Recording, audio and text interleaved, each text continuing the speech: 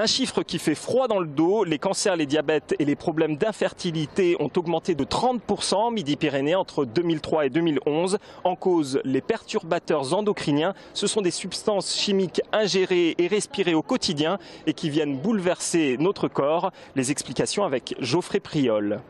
Les perturbateurs endocriniens, on les retrouve un peu partout. Dans les pesticides, dans les champs, parmi les produits d'entretien et cosmétiques, même dans certains dispositifs médicaux, mais aussi dans le bisphénol A, une matière plastique qui était utilisée dans des biberons.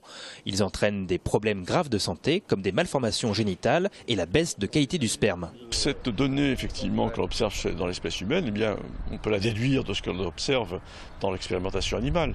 Vous donnez du bisphénol A aux doses auxquelles on est exposé, nous, population humaine. Vous donnez cette dose-là à des rats gestantes. Les fils, les petits-fils et les arrière-petits-fils développent un taux d'infertilité important et une baisse de la qualité du sperme. Donc on a, vous voyez, sur 3 générations.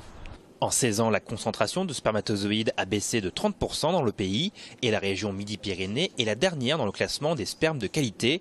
Mais on peut éviter les perturbateurs endocriniens avec des éco-gestes proposés par le Comité de développement durable santé. Ces 10 éco-gestes sont très simples dans la mesure où à la base on est parti sur une centaine d'actions à mettre en œuvre et on les a extrêmement simplifiées pour aller droit au but, si je puis dire. Des gestes très simples comme acheter en tenant compte d'écolabels. Il existe des produits cosmétiques par exemple sans aucun perturbateur endocrinien, sans aucun danger pour la santé. Encore faut-il savoir qu'il y a 3 écolabels qu'il faut suivre pour se protéger.